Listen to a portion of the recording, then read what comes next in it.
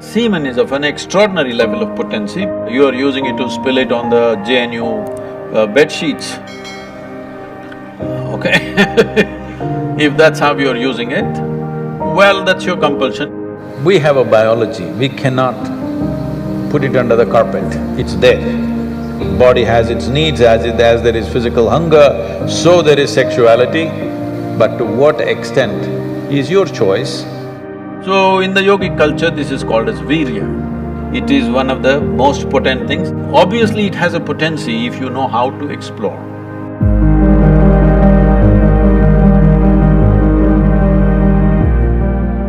Namaskaram, Sadhguru. I want to know that when a student steps into college, all of a sudden he or she gets access to a huge amount of pornographic material which so far was off limits for him or her. And in the process, he or she enjoys that, and as we said, he or she experiences heaven on earth. But, and we even have nicknames for those people who overdo it. They masturbate. We overdo it sometimes. So how do we know how much of that is good or bad? And so can we have the truth about masturbation? Oh, looks like a popular question, eh?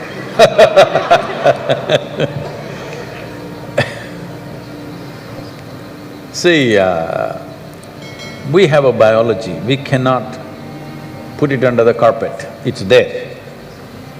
It's best we address it for what it is. But right now the problem in the world is, because certain religious institutions in the world took this attitude that the very biology of the human being is wrong, because of this, culture started hiding it under the carpet. Well, in this culture we never had it, but after the British came and left, we became more prudish than the British. But before that, if you look at our temples, all the outside temple art is all pornographic, if that's what you want to call it. But we don't call it pornographic, we are only talking about the various dimensions of human biology. Because we don't see it as wrong, but we see it as the periphery of life. If you stay there only, you will stay on the physical dimension forever, you will not explore anything else. So in the temple, always it's the periphery. You are supposed to look at that and understand it's the periphery of life and try to make an attempt to go deeper, but at the same time not to be in denial of it. Not to glorify it or not to be in denial of it is the most important thing. But in your college, watching these things on the whatever, your internet or whatever, people tell me that… somebody told me, I don't know if these percentages are correct.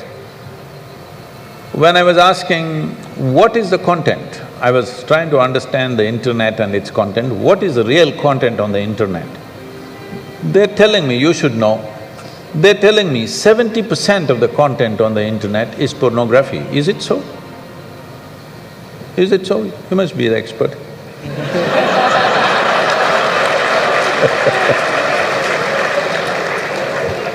Is somebody doing PhD on it? They told me 70%. I said 70% is unreasonable and sick levels of pornography. If it occupies a small percentage, it's okay. 70% of a technological platform which could do millions of things, unfortunately is pornographic, just biology of life. It's very unfortunate because once you come as a human being, your biology is not the front end of your life. It is one part of your life. This cerebral capability came so that your intelligence becomes the front end of your life, and if you become conscious, your consciousness becomes the front end of your life. Biology is the front end of a bull. It's okay for him, that's all he knows. But biology should not be the front end of a human life, it is part of our life. We are not denying it. So, at a certain stage in your life, it's like this. A 95-year-old man went for a medical checkup with his doctor. The doctor did a thorough checkup and said, "Hey, old boy, you're doing great for 95, no problem with you." Then the old man asked, "Doctor, but what about my sex life?" Then the doctor looked at him and asked, thinking about it or talking about it?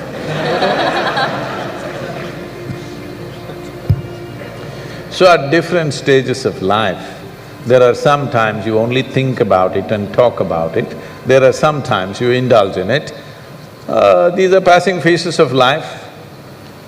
How much of it is needed for you, you are the best judge. But at the same time, you came here not to explore your biology. At least you should have gone to MSc in biology. You shouldn't be wasting your time in a technological institute exploring biology. Does it mean to say you don't have biology, you don't have biological needs? You have, it's fine, but it must be on the periphery. It should not become the core of your life because it will reduce you in the sense. A creature which was purely biological evolved into a place which has an intelligence of its own beyond its biology. See, animal intelligence works for its biology alone. How to get its food, how to get its mate, this is all its entire life is. If human intelligence also functions like that, you are bellying the evolutionary process. You are seeing how to go back, take the evolutionary process backward, not necessary. This does not mean you do not have a body, body has its needs, as there is physical hunger, so there is sexuality. You have to address it in some way, but to what extent is your choice, but definitely it should not be the front end of your life because you're rolling back evolutionary scheme of putting your intelligence and consciousness in the front. Instead of that, you're putting your biology in the front.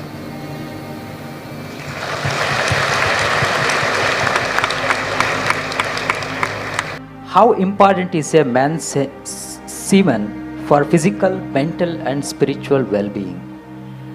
Can wasting our semen damage us spiritually? Well, you know, semen is the basis of your physical existence, whether you're a man or a woman. You have come into existence because that is 50% of the ingredient, yes? Well, we have skin, we have epithelial cells, we have hair, we have many other aspects of body, you know, heart, liver, kidney, so many things. All these cells are of a certain potency in their own way. But semen is of an extraordinary level of potency, it can create a whole new life. Well, today you can take an epithelial cell and do a lot of things in a laboratory and maybe we can clone you, all right? So the potential is here also, but it is not in the same dynamics as it is in a cell which you're referring to as semen. So in the yogic culture, this is called as virya. Virya also refers to what you call as vajra, which means stability, or diamond, which is the hardest thing. So in the human body, virya is considered to be like vajra. That means it is one of the most potent things if you know how to use it. Well, how to use it means you can use it to produce a child, that's one thing. Well, if this question is coming because you are using it to spill it on the JNU bed sheets, okay? If that's how you're using it, well, that's your compulsion, you're doing whatever you're doing. This is not something to be judged morally, that's not the point, it's a question of what is the level of compulsion that one has.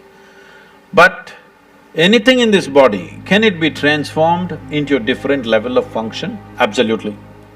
Not just semen, just everything in this body can be transformed.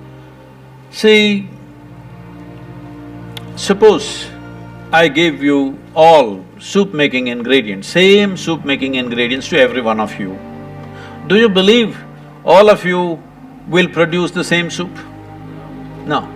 You will produce 500 varieties of soups, those same ingredients. That's all that's happened with us right now.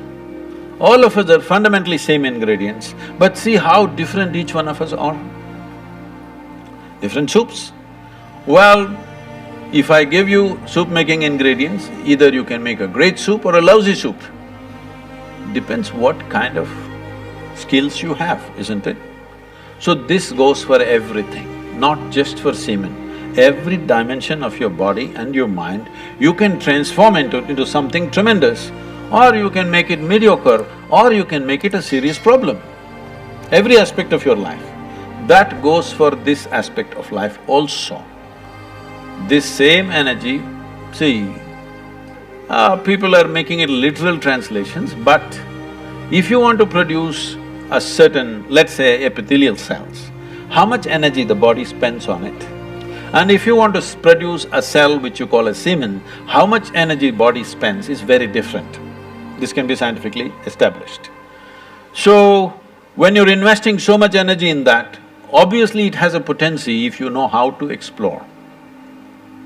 But are you competent to explore? Are you capable of exploring? Do you have the necessary sadhana and guidance to do that? That's a big question mark.